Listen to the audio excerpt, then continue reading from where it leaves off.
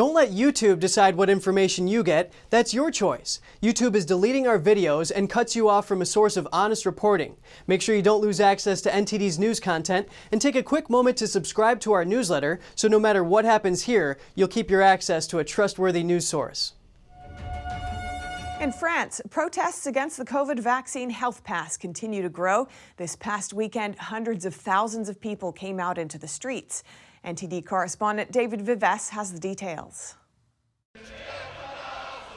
237,000 French people took to the streets in France on Saturday to protest against the health pass, according to Interior Minister.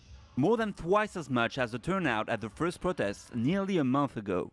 The health pass is a certificate that proves you're vaccinated or that you had a negative COVID test less than 48 hours before. It's now required as of Monday to enter bars, restaurants, trains, hospitals and other public venues. This pharmacy worker says she's concerned about health risks from the vaccine. She says protesting the health pass is really a fight for life. We're being pushed to get injection. This is a matter of life. And as time goes on, they want to vaccine younger children. We have many doubts toward our government, the way it managed the crisis. There is no trust. The protests were largely peaceful, with little violence toward the police. The protest seems to have no leaders, but rather to be a spontaneous grassroots movement.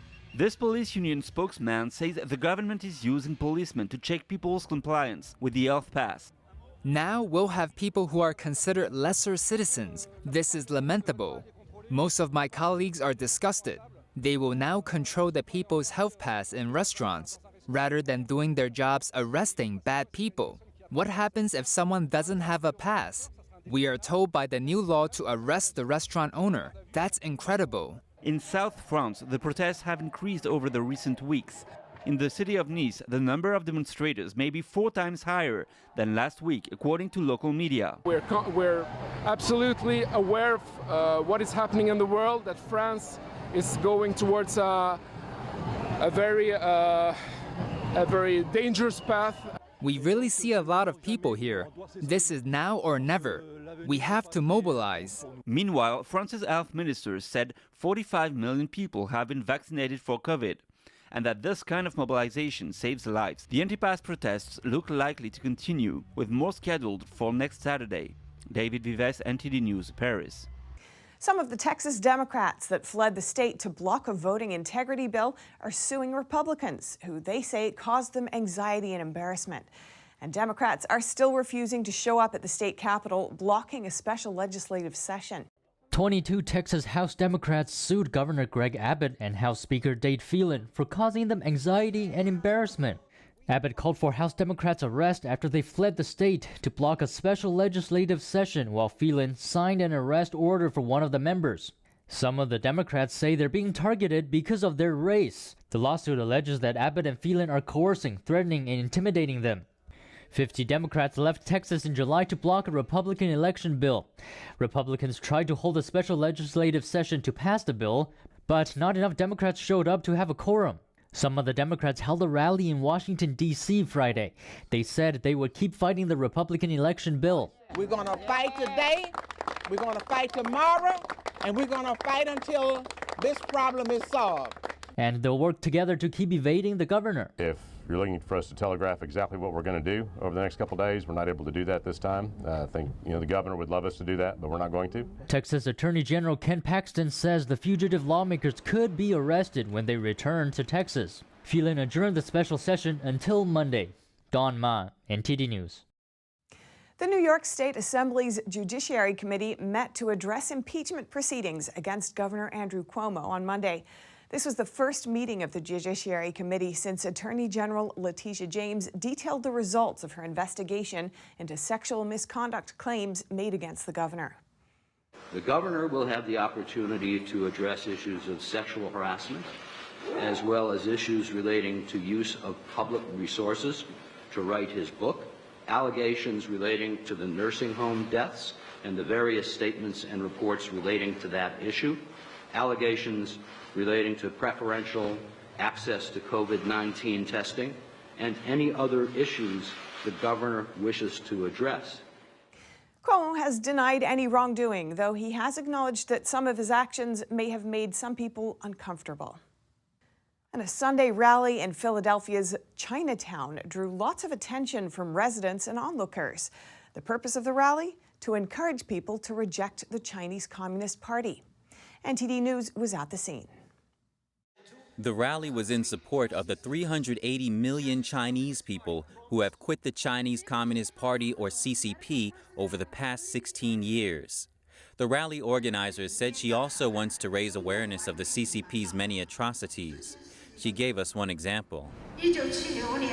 In 1976, the Tangshan earthquake resulted in about 240,000 deaths, which were avoidable. Seismologists gave early and accurate warnings, but the Cultural Revolution was going on at the time, and the local authorities feared for the stability of the regime, so they chose not to take any precautionary measures. The massive death toll made rescue efforts difficult, and the CCP refused to accept any assistance from the international community. The rally's message caught the ear of a local teacher. He told us what it was like for him to live under communist rule. I, being a German teacher, have had experience of living in East Germany, so I know what the dangers of socialism and communism are. I know where people did not have the opportunity to travel, did not have the opportunity of religious freedom, did not even have the opportunity to speak openly about their personal heartfelt beliefs. The Chinese people deserve that. Here we are in the city of Liberty, the Liberty Bell in Philadelphia. We the people, which is a unique concept. From the people we lead our country and we lead our lives. For anybody to want to take that away is a crime. And I feel ashamed that I see elements coming into our country, the USA, and trying to turn us into a socialist country. A local software engineer also felt strongly about the theme of the rally. In any other place where the communist government was established, whether it's in North Korea, etc., you can see the right away, once the communism established and the government, the corrupt government is in power, the ordinary people suffer. Doesn't matter where you are, what work you do, you don't have rights, you don't have freedoms. There is a very good saying, it is very easy to be communist in a free country, but it's almost impossible to be free in a communist country. The rally organizer has this message for the Chinese people. As human beings, we have the duty to denounce crimes against humanity. Please quit the Chinese Communist Party, the Communist Youth League, and their affiliate organizations, and separate yourself from immorality. A southwestern province of China was hit by heavy rain over the weekend.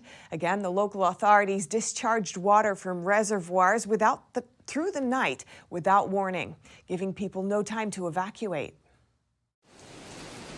Heavy rains drenched some parts of China's southwestern Sichuan province over the weekend. The downpour combined with released water from nearby reservoirs, causing major floods there. Local shops now submerged underwater. Store owners are seen attempting to rescue their goods. The high water also stopped many cars in their tracks, leaving them stuck in the streets. Buildings also took damage. Rains in the area stopped on Monday, but water is still a problem. Many places are still impassable. Concerning flood reports are also coming out of Dazhou City inside Sichuan province. Residents there say water was released from nearby reservoirs in the middle of the night, sparking the flood and leaving locals no time to evacuate. While over in Dazhou City, several counties are reportedly among the worst hit. There was a heavy rainstorm, and the reservoir discharge happened at around 1 a.m. When the torrents came, there was no way for the people to escape. It's a disaster and caused great loss. Water rose almost 7 feet deep, 2 meters, and washed away a lot. Hundreds of shops are gone. There's nothing left. Now the water recedes. The roads are broken, with no water, no gas, no electricity. Videos show people shouting for help as currents threaten to wash them away. But daring rescues pull through at the last minute. There's a reservoir, and it was discharged without warning. Some villages were in severe condition yesterday because the torrents were too strong and some houses were destroyed. Dazhou residents say at least several dozen counties were struck by floods, with almost 1 million people affected. Many were washed away. but China's state-run media outlets say otherwise. Reports claim just over 120,000 people were victimized, and that no deaths have been recorded so far. The Times newspaper says the Chinese regime is trying to send spies to the UK by abusing a special visa scheme designed to help Hong Kongers flee persecution. NTD's Coast Temenis has this report. Chinese spies are pretending to be refugees to get into Britain. They're using a visa scheme that helps Hong Kongers escape persecution. That's according to a report by The Times. The newspaper quotes unnamed government sources, saying there are sleeper agents working for the Chinese regime, applying for British national overseas visas in Hong Kong. Benedict Rogers, chief executive of the NGO Hong Kong Watch, says the Chinese regime's alleged behavior is totally outrageous. He says the UK must tighten procedures in order to vet and screen out these spies. In response to the report, a Home Office spokesperson says there are safeguards in place throughout the application process to ensure it is free from abuse and helps those most in need. The BNO visa scheme was announced by Prime Minister Boris Johnson last July after Beijing imposed a draconian national security law on Hong Kong. It allows British national overseas or BNO passport holders and their family members to live, work and study in the UK. Under the new law, Hong Kong authorities have banned the annual vigil for victims of the Tiananmen massacre. The government also forced the pro-democracy Apple Daily newspaper to close and arrested its editors. Last month, the first person convicted under the national security law was jailed for 9 years. Critics said that the verdict set new limits on free speech in the former British colony. Many Hong Kong residents have chosen to take up the UK visa offer, leaving family and friends behind. Home Office figures show in the first quarter of this year, over 34,000 people applied for the visa. The government expects 150,000 Hong Kongers to arrive in the UK in the first year of the scheme. Cost Temenis, NTD News. Now to a sport that made a jumping, grinding, and flying debut at the Olympics. To some, the newfound Olympic status of skateboarding offers a mainstream seal of approval to the once rebellious sport. But will it mean it loses its counterculture status? NTD's Eddie Aitken brings us this report. Midday at South Bank Skate Park on the banks of the River Thames. As young skaters test their skills on its ramps and pipes, this concrete hideaway has been the beating heart of London's skateboarding scene for over 40 years. You come to a skate park, you may be in a town you've never been to before, and you've already got everything in common with these people, right? With whoever's here, you sort of vibe with them, make friends immediately. London's Somerset House is staging an exhibition on skateboarding and its culture. The organisers say the pandemic saw UK skateboarding experience its biggest uptake for decades. Worldwide, every country has a skateboarding scene somewhere, even where you think they might not. Skateboarding's DIY ethos inspires a support culture that helps shape the scene. Obviously there are tricks and it's good to be able to do those tricks well, but there's also space to be a filmmaker or a photographer or a ramp builder or a DIY concrete skate bar, a zine maker, a magazine publisher. It's an open space for people. The Olympics saw this edgy, rebellious pursuit enter the mainstream.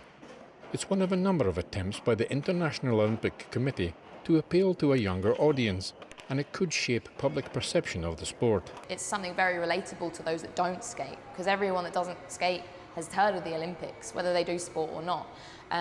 It's quite hard to ignore that. So putting it on that kind of platform is drawing attention to it as something legit. Back at South Bank, skaters are mostly on board with the sport's new Olympic status. People like keeping skateboarding as like the underground, how it was made, how it was born.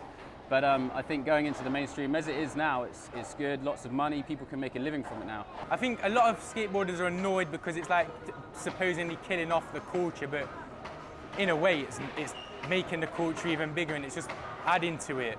Other sports making their debut this year at the Games included surfing and sport climbing, and all three will return to the Olympics in Paris 2024. Mainstream or not, skateboarding looks set to grow. Eddie Aitken, NTD News. And Europe's tallest active volcano, Italy's Mount Etna, put on a spectacular display of lava during an eruption in the early hours of the morning today. Etna has been lighting up the night sky regularly with explosions, lava fountains, and ash plumes, dazzling onlookers and waking up locals with its roars. The camera team filming the images said eruptions started at 1 a.m. and continued until 6:30 a.m. local time. Lava flowed down the side of the nearly 11,000 feet high mountain. Black volcano ash and rocks, some as big as a €2 coin, covered streets in nearby towns after the eruption. Etna, which is located above the Sicilian town of Catania, often erupts but rarely causes damage, and is believed to have the longest written record of eruptions than any other volcano, with its first recorded observation going back to 425 BC. Although the eruptions themselves do not put the local population at risk, residents do have to live with the ash showers.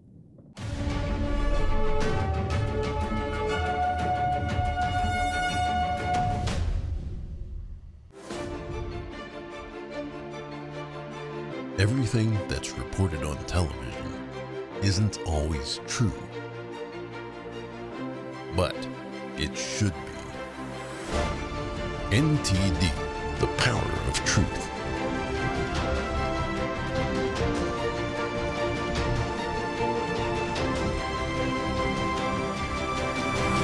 Now available 24/7 on television and streaming platforms.